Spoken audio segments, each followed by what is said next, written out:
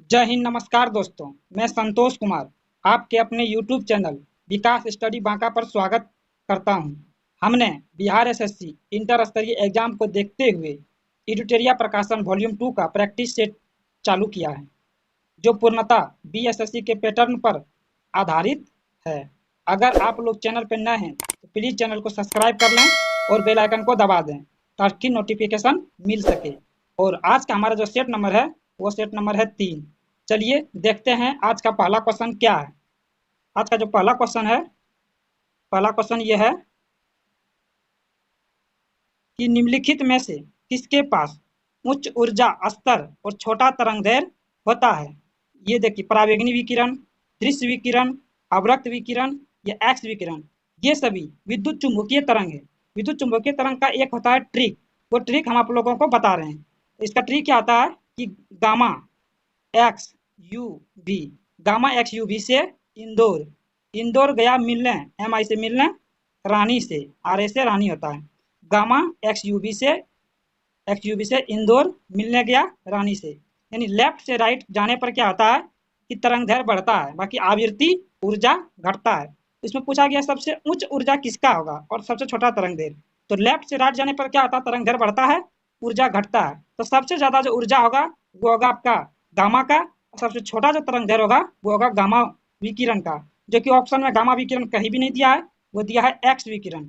X विकिरण का तरंगदैर्घ्य सबसे छोटा होता है और उच्च ऊर्जा स्तर सबसे ज्यादा किसका होगा, एक्स किरण का। इस प्रकार जो इसका राइट आंसर होगा वो होगा ऑप्शन नंबर डी। चलिए देखते हैं अगला प्रश्न क्या है।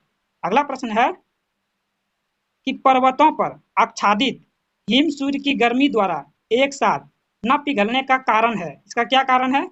यह अति कठोर हो जाती है, यह सूर्य से प्राप्त अधिकांश ऊष्मा को परावर्तित कर देती है, इसकी विशिष्ट ऊष्मा क्षमता कम होती है, इसकी संलग्न की गुप्त ऊष्मा उच्च होती है। इसका जो राइट आंसर होगा वो होगा ऑप्शन नंबर डी, इसकी संलग्न की गुप्त ऊष्मा उच्च होती है। अब बर्फ के गलन की जो गुप्त ऊष्मा का मान होता है वो होता है 80 कैलोरी, 80 कैलोरी पर ग्राम, 80 कैलोरी पर ग्राम होती है। ये क्या होती है, बर्फ की गलन की गुप्त ऊष्मा 80 कैलोरी पर ग्राम। चलिए देखते हैं अगला प्रश्न क्या है। अंडाशय द्वारा कौन सा कार्य किया जाता है? प्रोजेस्टेरॉन का स्राव, एस्ट्रोजन का स्राव, डिंब का निर्माण या इनमें से सभी। इसका जो राइट आंसर होगा इनमें से सभी। सभी क्या करते हैं, अंडाशय द्वारा कार्य होता है। अंडाशय द्वारा कौन सा कार्य करते हैं? प्रोजेस्टेरॉन का निर्माण भी करते हैं, एस्ट्रोजन का स्राव और डिंब का निर्माण। अब अंडाशय का कार्य क्या होता है? एस्ट्रोजन, प्रोजेस्टेरॉन, रिलैक्सिन जैसे महिला हार्मोन का स्राव करता है अंडाशय से, और अंडाशय की प्रक्रिया अंडाणु द्वारा निर्माण होता है। एक होता है कि विरिशन यानी कि ये मेल में होता है, यानी पुरुष में होता है।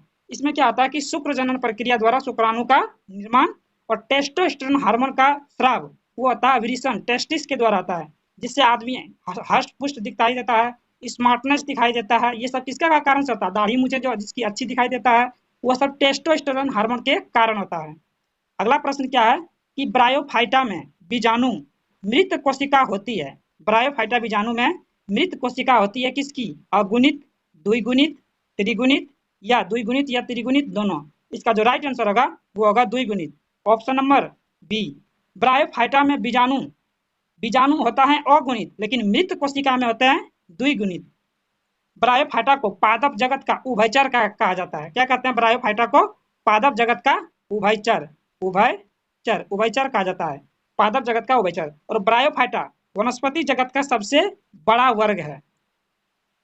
अगला प्रश्न क्या है कि आणविक ऑक्सीजन का पत्तियों से निकलना कौन सी भौतिक क्रिया होती है? विसरण, वाष्प उत्सर्जन, परासरण या ए और बी दोनों। इसका जो राइट आंसर होगा वो होगा विसरण, ऑप्शन नंबर एक। अब विसरण क्या होता है? दो से अधिक पदार्थों का स्वतः एक दूसरे से मिलकर संगम मिश्रण बनाने की क्रिया को विसरण कहते हैं। और विसरण क्या होते हैं? अपरिवर्तनीय होते हैं, और पौधों द्वारा अनावश्यक जल को एक वाष्प के रूप में शरीर से बाहर निकालने की क्रिया को वाष्प उत्सर्जन कहते हैं। अगला प्रश्न क्या है कि प्रोटीन संश्लेषण की क्रियात्मक इकाई है क्या? परऑक्सीसोम, पॉलीसोम, लाइसोसोम या इनमें से कोई नहीं। इसका जो राइट आंसर होगा वो होगा ऑप्शन नंबर बी, पॉलीसोम। अब राइबोसोम कोशिका के वे स्थान हैं जिनमें प्रोटीन संश्लेषण होता है। अगला प्रश्न क्या है, जब झूले पर बैठा हुआ कोई व्यक्ति उस पर खड़ा होता है तो झूले के दोलन की जो आवृत्ति क्या होती है, आवृत्ति कम हो जाती है, बढ़ जाती है, अनंत हो जाती है, या उनमें कोई परिवर्तन नहीं होता है। इसका राइट आंसर होगा बढ़ जाती है आवृत्ति। एक फार्मूला होता है टी समानुपाती अंडर रूट एल। जब भी कोई व्यक्ति खड़ा हो जाएगा तो उसका आवर्तकाल घट जाएगा, आवर्तकाल घटेगा तो उसका लंबाई भी घटेगा, तरंग दैर्घ्य। अब देखिए आवृत्ति बराबर क्या होता है, आवृत्ति बराबर होता है आवृत्ति समानुपाती 1 बटे आवर्तकाल। अगर किसी का आवर्तकाल घटेगा तो बिल्कुल आवृत्ति बढ़ेगा। इस प्रकार इसका जो राइट आंसर होगा वो होगा ऑप्शन नंबर बी, आवृत्ति बढ़ जाती है। अगला प्रश्न क्या है कि जब सोडियम और क्लोरीन अभिक्रिया करते हैं तब ऊर्जा उत्पन्न होती है तथा आयनिक बंधन बनाती है, ऊर्जा उत्पन्न होती है तथा संयोजक बंधन बनाती है, अवशोषित होती है तथा सह संयोजक बंधन बनाती है, अवशोषित होती है तथा आयनिक बंधन बनाती है। इसका जो राइट आंसर होगा वो होगा ऑप्शन नंबर एक। जब सोडियम और क्लोरीन अभिक्रिया करते हैं तब ऊर्जा उत्पन्न होती है और आयनिक बंधन बनाती है, ऑप्शन नंबर एक। अगला प्रश्न क्या है कि निम्नलिखित में से नाइट्रोजन के किस ऑक्साइड का उपयोग निश्चेतक के रूप में किया जाता है। निश्चेतक मतलब कि बेहोश करने के रूप में प्रयोग किया जाता है। N2O nitrous oxide, NO, N2O, N2O5। इसका राइट आंसर होगा ऑप्शन नंबर एक, N2O नाइट्रस ऑक्साइड। इसको हम लोग लाफिंग गैस भी कहा जाता है। इसको क्या कहते हैं, लाफिंग गैस, यानी हंसने वाला गैस इसको कहा जाता है। अब देखिए N2O को हम लोग कहते हैं ब्राउन गैस, N2O को क्या कहते हैं, ब्राउन गैस। अगला प्रश्न क्या है, अगला प्रश्न देखिए, अगला प्रश्न क्या है कि निम्नलिखित में से किसे मिलाने से सीमेंट का जमना धीमा हो जाता है, जिप्सम का, चूना पत्थर, पोटास या सिलिका। इसका राइट आंसर होगा ऑप्शन नंबर ए, जिप्सम का। क्या होता है, जिप्सम। अब सीमेंट में प्रमुख कौन सा घटक होता है, सबसे पहले आपका चूना होगा, सिलिका होगा, जिप्सम होगा और एल्यूमिना होता है। जिप्सम का फार्मूला क्या होता है, CuSO4 इंटू 2H2O, ये होते हैं जिप्सम का फॉर्मूला। जिप्सम सामान्यतः कैल्शियम फास्फेट हाइड्राइड होता है। यह सामान्य रूप से प्लास्टर ऑफ पेरिस के निर्माण में तथा क्षारीय मृदा की खेती को योग्य बनाने हेतु इसका प्रयोग किया जाता है। अब इसमें एक टर्म आ गया क्या कि प्लास्टर ऑफ पेरिस, तो प्लास्टर ऑफ पेरिस का फॉर्मूला आता है CuSO4 इंटू हाफ H2O, ये होते हैं प्लास्टर ऑफ पेरिस का सूत्र।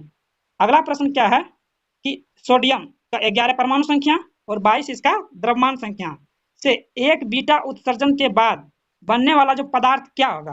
देखिए एक बीटा के उत्सर्जन से परमाणु संख्या में 1 की वृद्धि होती है और द्रव्यमान संख्या में कोई भी परिवर्तन नहीं होता है। अगर मान लीजिए परमाणु संख्या में 1 की वृद्धि होगा तो परमाणु संख्या 11 से बढ़ करके 12 हो जाएगा, जो कि मैग्नीशियम का परमाणु संख्या होता है 12। इस प्रकार इसका राइट आंसर होगा ऑप्शन नंबर एक। अगला प्रश्न क्या है कि इमली में कौन सा अम्ल होता है, टार्टरिक अम्ल, लैक्टिक अम्ल, मेथेनोइक अम्ल या सिट्रिक अम्ल। देखिए इमली में जो होता है वो होता है टार्टरिक अम्ल, ऑप्शन नंबर एक। अब लैक्टिक अम्ल खट्टे दूध में, दही में लैक्टिक अम्ल होता है। एक आपका है क्या, मेथेनोइक अम्ल, क्या है, मेथेनोइक अम्ल, सॉरी इसको छोड़ दीजिए, सिट्रिक अम्ल खट्टे चीज में पाया जाता है, खट्टे फलों में सिट्रिक अम्ल पाया जाता है, खट्टे फलों में सिट्रिक अम्ल। ऑक्जेलिक अम्ल, जैसे टमाटर में क्या पाया जाएगा, ऑक्जेलिक अम्ल, सेब में मेलिक अम्ल, फिटकरी या सोरा में नाइट्रिक अम्ल, घास में बेंजोनोइक अम्ल पाया जाता है, घास में क्या पाया जाता है, बेंजोनोइक अम्ल। अब मेथेनोइक अम्ल, चींटी के डंक में पाया जाता है मेथेनोइक अम्ल। अगला प्रश्न क्या है कि नाभिकीय रिएक्टर में न्यूट्रॉन को शोषित करने वाला तत्व है, कैडमियम, जास्ता, यूरेनियम या सीसा। इसका जो राइट आंसर होगा वो होगा ऑप्शन नंबर एक, कैडमियम। अब रिएक्टर के में नियंत्रक छड़ के रूप में कैडमियम का या बोरॉन के छड़ का प्रयोग किया जाता है, जबकि नाभिकीय रिएक्टर में मंदक के रूप में भारी जल और ग्रेफाइट का प्रयोग किया जाता है। अब नाभिकीय रिएक्टर में ईंधन के रूप में यूरेनियम करते हैं 235 और प्लूटोनियम 239 का प्रयोग किया जाता है। अगला प्रश्न क्या है, किस ताप पर जल का घनत्व अधिकतम होता है? 4 डिग्री सेल्सियस पर, 32 डिग्री फ़ारेनहाइट पर, या 0 डिग्री सेल्सियस पर? इनमें से कोई नहीं।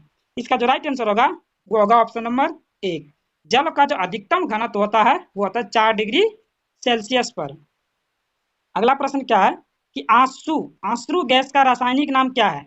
एल्फा क्लोरोसिटोफिनॉन, एसिटोफिनॉन, बेंजोफिनॉन, या ब्रोमो एसिटोफिनॉन? इसका जो राइट आंसर होगा वो होगा ऑप्शन नंबर 1, एल्फा क्लोरोसिटोफिनॉन आंसू गैस का रासायनिक नाम होता है। अब आंसू गैस का फार्मूला क्या होता है?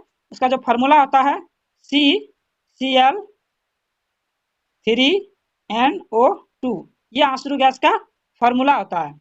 जब यह गैस आंख के संपर्क में आती है तो कॉर्निया के स्नायु उत्तेजित हो जाती है, जिससे आंख से आंसू निकलने लगता है। अगला प्रश्न क्या है कि करने लाइट निम्नलिखित में से किसका अयस्क है? जास्ता का, पारा का, चांदी का, या मैग्नीशियम का? इसका जो राइट आंसर होगा ऑप्शन नंबर डी, मैग्नीशियम का। अब कर्नेटाइट और पिच ब्लेंड ये किसका अयस्क है? ये है यूरेनियम का। क्रोमियम का अयस्क है क्रोमाइट। क्या है? क्रोमाइट। अब देखिए निकेल का अयस्क है मिलेराइट, कोबाल्ट का अयस्क है स्मेल्टाइट, लेड का अयस्क है गेलेना। अगला प्रश्न क्या है कि लोहे के बुरादे में तनु हाइड्रोक्लोरिक अम्ल डालने से क्या होता है?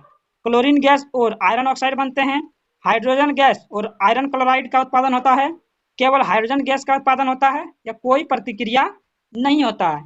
इसका जो राइट आंसर होगा वो होगा ऑप्शन नंबर 1, लोहे के बुरादे में तनु हाइड्रोक्लोरिक अम्ल डालने से क्या होता है? क्लोरीन गैस और आयरन ऑक्साइड बनते हैं। Option number 1। अब देखिए अम्ल धातु से अभिक्रिया करके हाइड्रोजन गैस मुक्त करता है, और धातु के जो ऑक्साइड होते हैं वो होते हैं क्षारीय। जैसे एग्जांपल में देख लीजिए धातु के ऑक्साइड क्या होते हैं?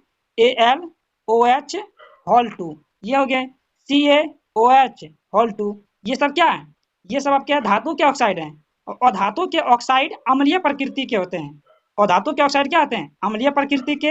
कुछ उभयधर्मी ऑक्साइड होते हैं, वो ना तो वो दोनों गुण रखते हैं, वो अम्लीय का भी और क्षारीय का भी। जैसे कि Al2O3, ZNO, PbO, ये सब क्या है? ये सब उभयधर्मी ऑक्साइड के हैं, उभयधर्मी ऑक्साइड। और हाइड्रोक्लोरिक अम्ल को म्यूरिएटिक अम्ल भी कहा जाता है।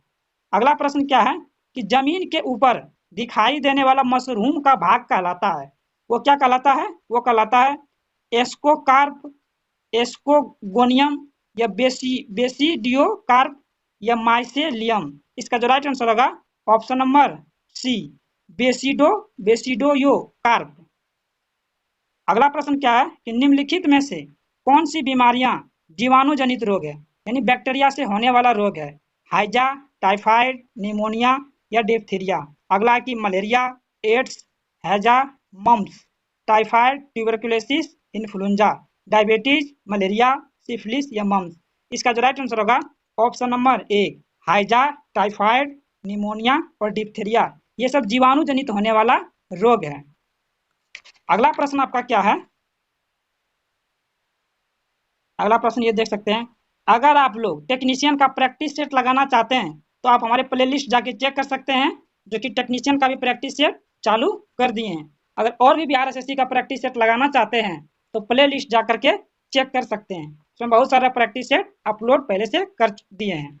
अगला प्रश्न जो है कि रक्त समूह ओ को सार्वत्रिक रक्तदाता कहा जाता है क्योंकि इसमें कौन सा एंटीजन पाया जाता है? Antigen A, antigen B, antigen A और बी दोनों, या कोई भी एंटीजन नहीं पाया जाता है? इसका जो राइट आंसर होगा ऑप्शन नंबर डी, इसमें कोई भी एंटीजन नहीं पाया जाता है, इसमें एंटीबॉडी पाया जाता है। क्या पाया जाता है? एंटीबॉडी। अगर मान लीजिए एंटीजन ए है तो रक्त समूह ए होगा, एंटीजन बी है रक्त समूह बी होगा। मनुष्य के रक्तों में भिन्नता का मुख्य कारण क्या है? लाल रक्त कण में पाए जाने वाले ग्लाइकोप्रोटीन, जिसे हम लोग एंटीजन कहते हैं, और ये 2 प्रकार के होते हैं, एंटीजन ए और एंटीजन बी। अगला प्रश्न क्या है कि वह वायरस जो अपने मेजबान को मारे बिना प्रजनन कर सकता है कहलाता है? Temperate virus, lytic virus, retro virus, या इनमें से कोई नहीं? इसका जो राइट आंसर होगा वो होगा temperate virus, option number 1, temperate virus. अगला प्रश्न क्या है कि स्तनधारी में सामान्यतः श्वसन के दौरान डायफ्राम होता है, धनुषाकार, चपटा, नीचे धंसा हुआ, या इनमें से सभी। इसका जो राइट आंसर होगा इनमें से सभी। डायफ्राम मल त्याग, पेशाब, प्रसव और भारी वस्तुओं उठाने में भी सहायता करता है। अगला प्रश्न क्या है कि मानव शरीर की सबसे बड़ी ग्रंथि कौन सी है? अग्नाशय, यकृत, आमाशय या पीयूष? इसका राइट आंसर होगा ऑप्शन नंबर बी, यकृत, यानी इंग्लिश में क्या कहते हैं, लीवर। और इसका वजन जो होता है 1.5 से 2 किलो इसका वजन होता है। और भोजन में वसा की कमी होने पर यकृत क्या करता है कि कार्बोहाइड्रेट के कुछ भाग को वसा में परिवर्तित कर देता है। और यह प्रोटीन के उपापचय में सक्रिय रूप से भाग लेता है यकृत। यकृत प्रोटीन की अधिकतम मात्रा को कार्बोहाइड्रेट में परिवर्तित कर देता है। और यकृत क्या करता है कि फाइब्रिनोजेन नामक प्रोटीन का उत्पादन करता है जो रक्त को थक्का बनाने में मदद करता है। अगला प्रश्न क्या है कि विटामिन ई महत्वपूर्ण स्रोत है दालों में, मक्खनों में, अंकुरित भोज अनाजों में या मछली के यकृत तेल में? इसका राइट आंसर होगा अंकुरित अनाजों में। अब विटामिन ई का रासायनिक नाम क्या है? टोकोफेरोल। क्या है? तो टोकोफेरोल, फेरोल, टोकोफेरोल। और विटामिन ई की कमी से क्या आता है? जनन शक्ति कम, यानी सेक्सुअल पावर कम हो जाता है। अब विटामिन ई का महत्वपूर्ण स्रोत क्या हो गया? अंकुरित अनाजों में पाया जाता है, चाहे वो चना हो, मूंग हो, ये सब। अगला प्रश्न क्या है कि निम्नलिखित में से किस युग्म में खुला परिसंचरण तंत्र पाया जाता है?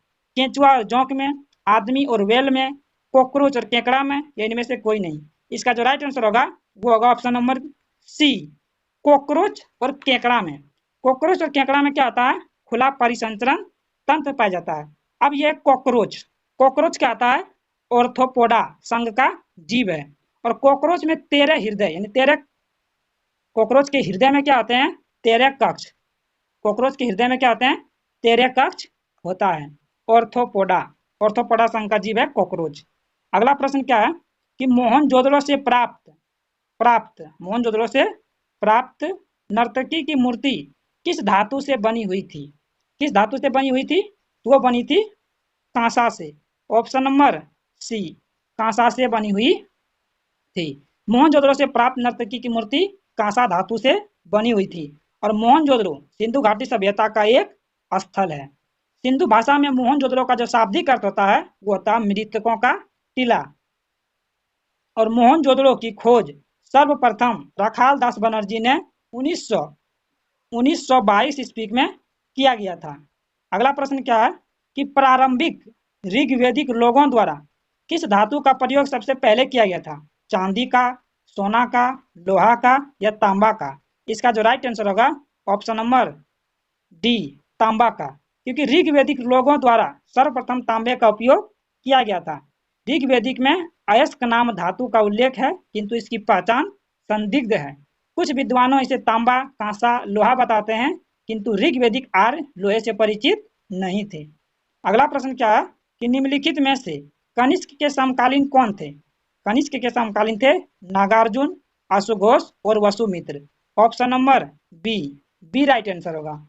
अगला प्रश्न क्या है कि कालिदास किसके राज कवि थे? चंद्रगुप्त मौर्य के, समुद्रगुप्त के या समुद्रगुप्त विक्रमादित्य के या हर्ष के? इसका जो राइट आंसर होगा वो होगा option number C, Chandragupta Vikramaditya के। अगला प्रश्न है कि वे दो वंशज कौन थे जिन्होंने खिलजी शासकों से तत्काल पहले और बाद में शासन किया? खिलजी वंश के तत्काल पहले और उसके बाद में जो शासन किया था गुलाम वंश तथा लोधी वंश, सैयद वंश तथा लोधी वंश, गुलाम वंश तथा तुगलक वंश तथा लोधी वंश। देखिए खिलजी वंश से पहले गुलाम वंश ने और खिलजी वंश के बाद में तुगलक वंश ने शासन किया था। इस प्रकार राइट आंसर होगा ऑप्शन नंबर सी। अगला प्रश्न क्या है देख सकते हैं। अगला प्रश्न, मदद ए मास मुगल प्रशासन में किससे संबंधित था? चुंगी कर, विद्वानों को दी जाने वाली राजस्व भूमि या सैन्य अधिकारियों को दी जाने वाली पेंशन या उपयुक्त में से एक से अधिक? वो था विद्वानों को दी जाने वाली पेंशन, विद्वानों को दी जाने वाली राजस्व भूमि, राजस्व मुक्त भूमि था। Option number B right answer होगा। अब मदद ए मास को सयूरगल भी कहा जाता है।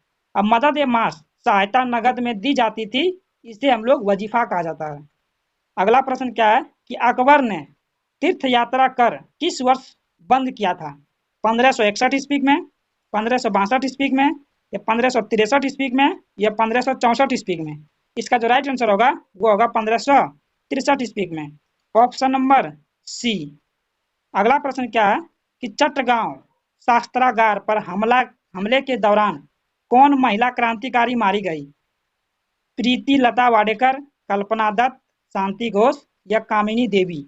इसका जो राइट आंसर होगा वो होगा ऑप्शन नंबर 1, प्रीति लता वाडेकर। अब चट्टगांव शस्त्रागार ढाबे को मास्टर दा के नाम से प्रसिद्ध सूर्यसेन के नेतृत्व में किया गया था। अब ये चट्टगांव शस्त्रागार छापा कब हुआ था? तो ये हुआ था 18 अप्रैल 1930 को हुआ था, 18 अप्रैल 1930 को। और सूर्यसेन ने बंगाल में इंडियन रिपब्लिकन आर्मी यानी IRA की स्थापना की थी। इंडियन रिपब्लिकन आर्मी की स्थापना किया था सूर्यसेन ने। अगला प्रश्न क्या है, इनमें से कौन क्रांतिकारी काकोरी ट्रेन कांड से संबंधित नहीं था? अशफाक उल्ला खां, राम प्रसाद बिस्मिल, या प्रफुल्ल चाकी, या राजेंद्र लाहिड़ी? इसका जो राइट आंसर होगा वो होगा ऑप्शन नंबर सी, प्रफुल्ल चाकी। अब देखिए काकोरी ट्रेन कांड ये कब हुआ था? ये हुआ था 9 अगस्त 1925 को, 9 अगस्त 1925 को हुआ था। और इस घटना का अंजाम हिंदुस्तान रिपब्लिकन एसोसिएशन नामक क्रांतिकारी संगठन के द्वारा किया गया था। HRA हिंदुस्तान रिपब्लिकन एसोसिएशन नामक जो क्रांतिकारी संगठन था उसी ने काकोरी ट्रेन कांड किया था।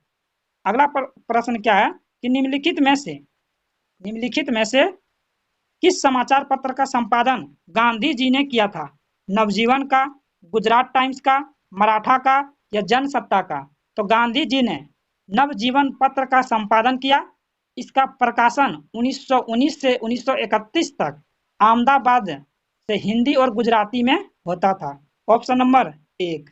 अगला प्रश्न क्या है कि भारत में प्रांतीय स्वायत्तता की शुरुआत की गई थी? भारत परिषद अधिनियम 1909 के द्वारा, या भारत सरकार अधिनियम 1919 के द्वारा, भारत सरकार अधिनियम 1935 के द्वारा, या प्रांतीय स्वतंत्रता अधिनियम 1947 के द्वारा? इसका जो राइट आंसर होगा ऑप्शन नंबर सी, भारत सरकार अधिनियम 1935 के द्वारा।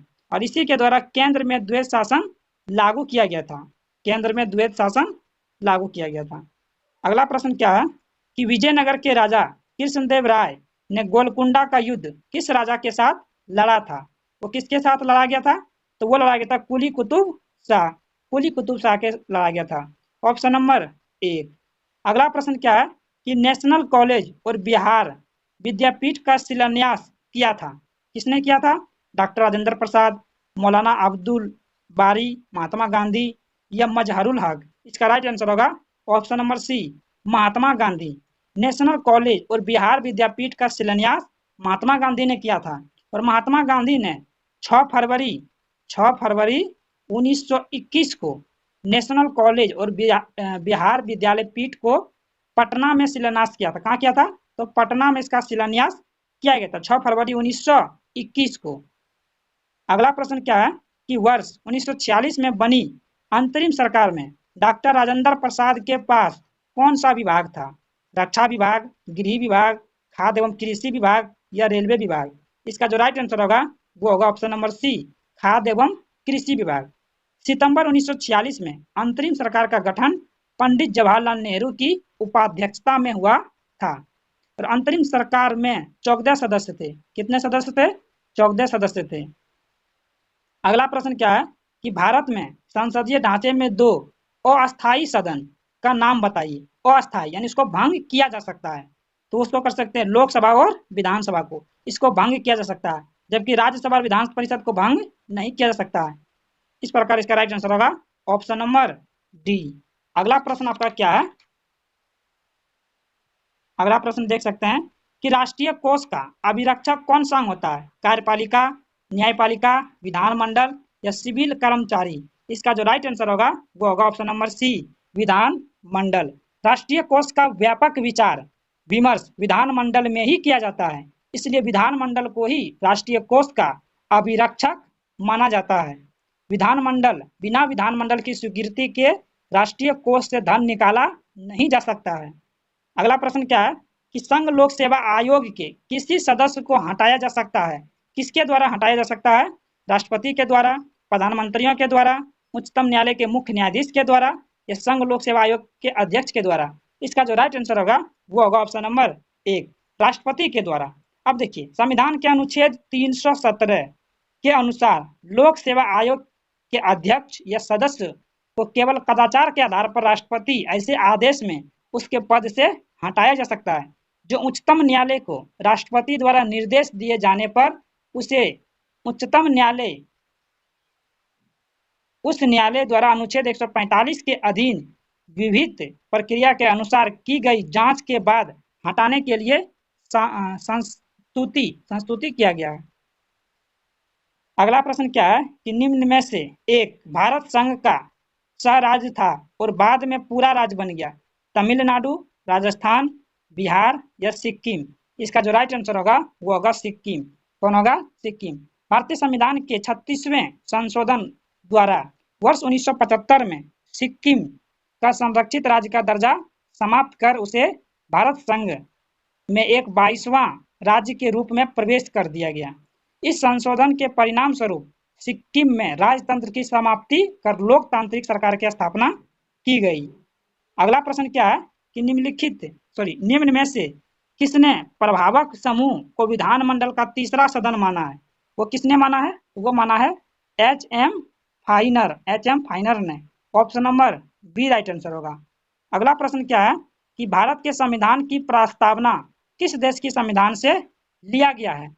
जापान से, जर्मनी से, इंग्लैंड से या इनमें से कोई नहीं। प्रस्तावना का जो शब्द लिया गया है वो लिया गया है अमेरिका के संविधान से। कहाँ से लिया गया है?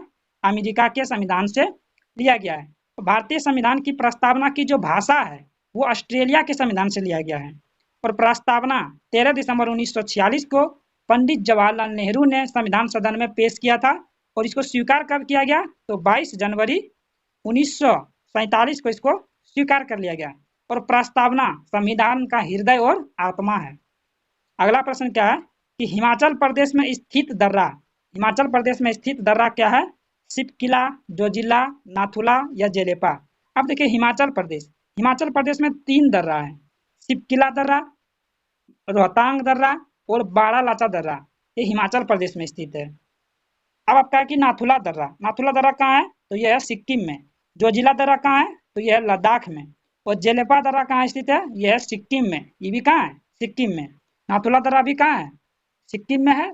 और जेलेपा दर्रा भी सिक्किम है। और जोजिला दर्रा आपका लद्दाख में।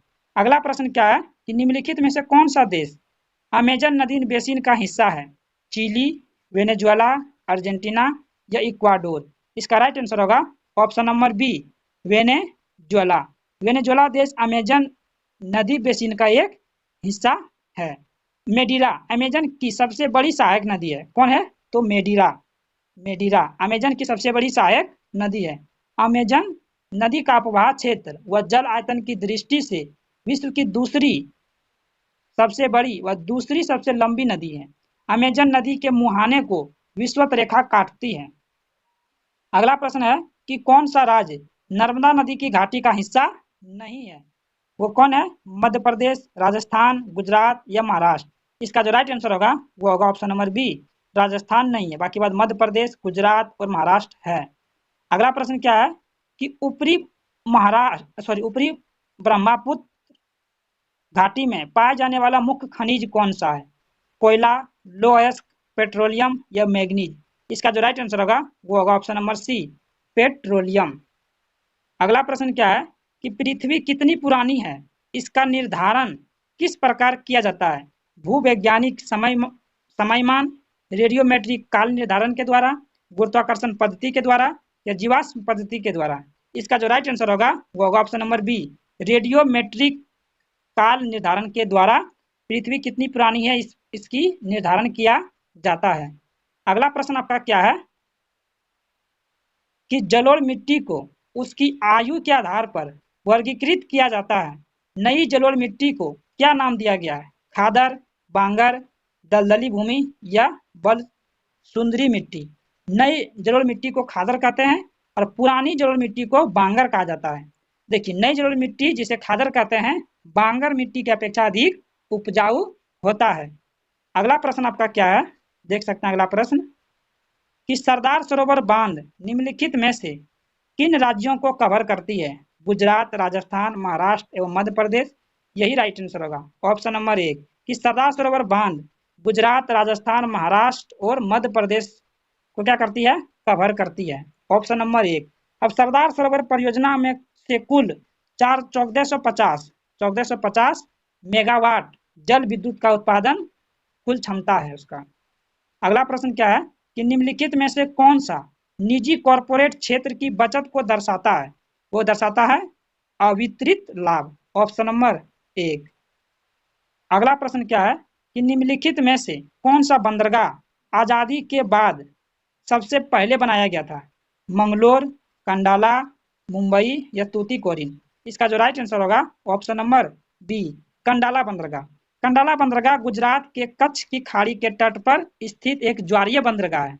क्या एक ज्वारीय बंदरगाह? तो 4 अक्टूबर 2017 को केंद्रीय मंत्रिमंडल द्वारा कंडाला बंदरगाह का नाम बदलकर दीनदयाल बंदरगाह कर दिया गया है और कंडाला बंदरगाह पर सरकार ने प्रथम बार मुक्त व्यापार क्षेत्र स्थापित किया था। अगला प्रश्न क्या है कि कीमत सिद्धांत को कहा जाता है? कीमत सिद्धांत को क्या कहते हैं? व्यष्टि अर्थशास्त्र। Option number D. अगला प्रश्न क्या है कि प्रतिवर्ष उपभोक्ता दिवस कब मनाया जाता है? प्रतिवर्ष उपभोक्ता दिवस जो मनाते हैं वो मनाते हैं 15 मार्च को, जबकि राष्ट्रीय उपभोक्ता दिवस मनाते हैं 24 दिसंबर को। 24 दिसंबर को मनाते हैं राष्ट्रीय उपभोक्ता दिवस और अंतर्राष्ट्रीय उपभोक्ता दिवस मनाते हैं 15 मार्च को। अगला प्रश्न क्या है कि राष्ट्रमंडल का महासचिव चुना जाने वाला प्रथम भारतीय कौन था? कृष्णमूर्ति, कमलेश शर्मा, राकेश वर्मा, ये Gopala Swami. Option number B, Kamlesh Sharma. Kamlesh Sharma राष्ट्रमंडल महासचिव के लिए चुने जाने वाला पहले भारतीय थे। वे वर्ष 2008 में राष्ट्रमंडल महासचिव चुने गए थे। कब? तो 2008 में चुने गए थे। अगला प्रश्न क्या है कि भारत के खनिज तेल यानी पेट्रोलियम उत्पादन क्षेत्र और इसकी अवस्थितियों का सही युग्म है? लूनेज क्षेत्र गुजरात में है, केजीबी बेसिन बंगाल की खाड़ी में है, सुरमा घाटी असम में। इस प्रकार इसका राइट आंसर होगा सभी। अगला प्रश्न क्या है कि टिहरी जल विद्युत परिसर किस राज्य में स्थित है? वह है आपका उत्तराखंड। ऑप्शन नंबर 1 टिहरी जल विद्युत परियोजना उत्तराखंड राज्य के भिलांगना एवं भागीरथी नदियों पर स्थित है। इस परियोजना से जल विद्युत शक्ति प्राप्त होती है। अगला प्रश्न क्या है कि पर्यावरण संरक्षण के लिए कौन सी अंतर्राष्ट्रीय एजेंसी कार्य करती है? WHO, UNO या UNEP? इनमें से कोई नहीं, ये करता है UNEP। ऑप्शन नंबर सी। अगला प्रश्न क्या है कि निम्नलिखित में से कौन सा पारिस्थितिकी तंत्र में गैसीय जैव भू रासायनिक चक्र नहीं है? ऑक्सीजन चक्र, नाइट्रोजन चक्र, फास्फोरस चक्र या इनमें से सभी। इसका जो राइट आंसर होगा वो होगा ऑप्शन नंबर सी, फास्फोरस चक्र। फास्फोरस चक्र पारिस्थितिकी तंत्र में गैसीय भू रासायनिक चक्र नहीं है। अगला प्रश्न आपका क्या है कि हरे पौधे सूर्य के प्रकाश की ऊर्जा का डैश ग्रहण करते हैं और उसे खाद्य ऊर्जा में परिवर्तित करते हैं? वो करते हैं 1%। कितना करते हैं? 1%। हरे पौधे सूर्य के प्रकाश की ऊर्जा का 1% ग्रहण करते हैं और उसे खाद्य ऊर्जा में परिवर्तित करते हैं, बाकी बात सब लौटा देते हैं। अगला प्रश्न क्या है कि आहार श्रृंखला में शाखाविन्त श्रृंखला को डैश कहा जाता है? आहार स्तर, आहार जाल, आहार तंत्र या उपयुक्त में से एक से अधिक। इसका जो राइट आंसर होगा वो होगा ऑप्शन नंबर बी, आहार जाल। आहार श्रृंखला में शाखाविन्त श्रृंखला को आहार जाल कहा जाता है। अगला प्रश्न क्या है कि कौन से मरुस्थल की जल दाब स्थितियों में विकसित होता है? जीरोफाइट, हीलियोफाइट, सीओफाइट या एपीफाइट? इसका जो राइट आंसर होगा वो होगा ऑप्शन नंबर 1, जीरोफाइट। क्या होगा? जीरोफाइट।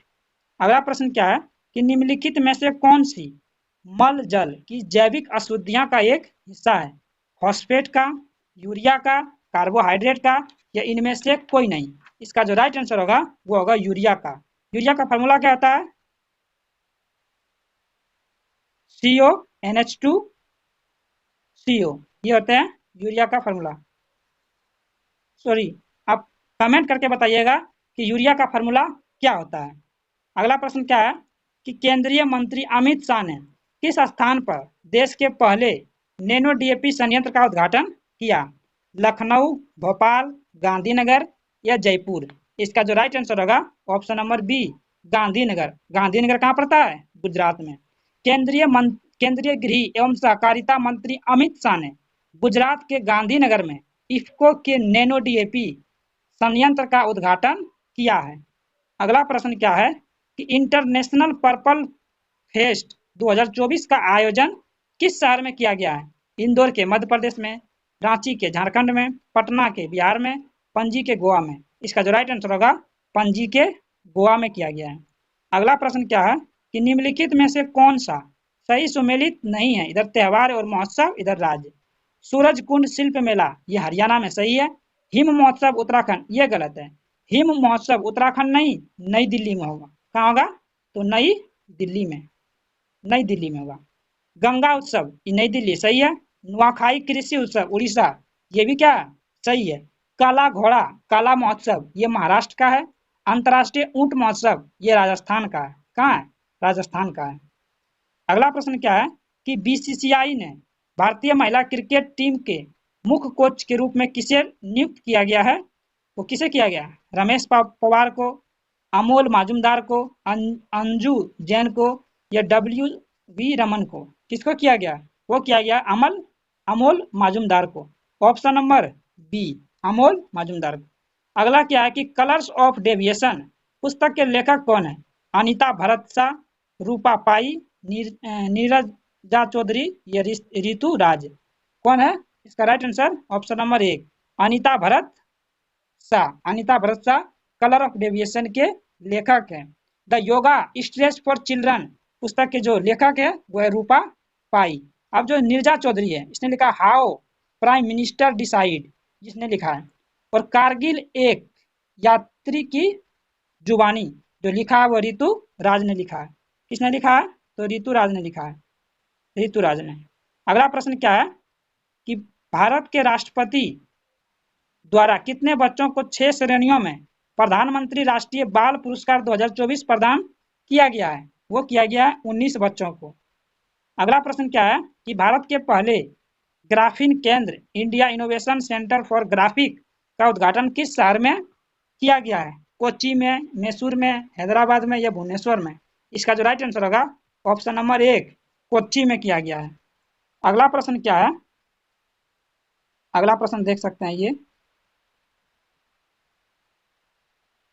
कि फीफा अवार्ड 2023 के संदर्भ में कौन सा कथन सत्य है? सत्य कथन को बताना कि सर्वश्रेष्ठ फीफा पुरुष खिलाड़ी का अवार्ड किसको दिया गया है? लियोन मेसी को। ये सही है, जो कि लियोन मेसी कहाँ का? अर्जेंटीना का। ये बात सही है। अगला क्या है कि सर्वश्रेष्ठ फीफा महिला खिलाड़ी 2023 का जो पुरस्कार मिला है वो मिला है एताना बोनमती को, जो कि बार्सिलोना का है। अगला क्या है कि लियोन मेसी ने तीसरी बार यह रिकॉर्ड अपने नाम किया है। ये भी सही है, तीनों कथन सही है, इसलिए उपयुक्त डी। अगला प्रश्न क्या है कि निम्नलिखित में से किस शहर को देश की पहली AICT के रूप में विकसित किया जाएगा? सूरत को, इंदौर को, हैदराबाद को या लखनऊ को? इसका जो राइट आंसर होगा वो होगा ऑप्शन नंबर डी, लखनऊ को। भारत का सबसे बड़ा राज्य उत्तर प्रदेश लखनऊ में देश का पहला AI शहर स्थापित करेगा। इस पहल का उद्देश्य कृत्रिम बुद्धिमत्ता के लिए एक संपन्न केंद्र बनाना है। अत्याधुनिक प्रौद्योगिकी अनुसंधान केंद्रों और शैक्षणिक संस्थानों को एकीकृत करना है ताकि नवाचार को बढ़ावा दिया जा सके और भविष्य के कार्यबल का पोषण किया जा सके। अगला प्रश्न क्या है कि निम्नलिखित में से किसे हिंदी उपन्यास मुझे पहचानो के लिए 2023 का साहित्य अकादमी पुरस्कार प्रदान किया गया है? अरविंद कुमार, विजय शर्मा, संजीव या अमित अरोरा? किसको दिया गया है? वो दिया गया है संजीव को। मुझे पहचानो संजीव को दिया गया है। वो भी किसकी में? हिंदी उपन्यास में। मैथिली भाषा में दिया गया है मैथिली भाषा में दिया गया वासुकी नाथ झा को, जो कि बोध संकेतन है, बोध संकेतन उपन्यास के लिए दिया गया है। तो जीके जीएस का प्रश्न यहीं समाप्त होता है। तो ये आगे देख सकते हैं, ये मैथ रीजनिंग का प्रश्न है। अगर इसका पीडीएफ प्राप्त करना चाहते हैं तो आप हमारे टेलीग्राम चैनल, जो कि डिस्क्रिप्शन में लिंक दिया हुआ है, पूरा वहाँ से प्राप्त करके आप लगा सकते हैं। इसका फुल सॉल्यूशन का detail video, sorry detail PDF भी अपलोड कर देंगे, ताकि आपको किसी भी प्रकार का कोई दिक्कत नहीं होगा। तो ये था बिहार एसएससी का प्रैक्टिस सेट। अगर वीडियो अच्छा लगा तो अपने दोस्तों के साथ शेयर करें और हमें सपोर्ट करें, ताकि इसी तरह का वीडियो और लाते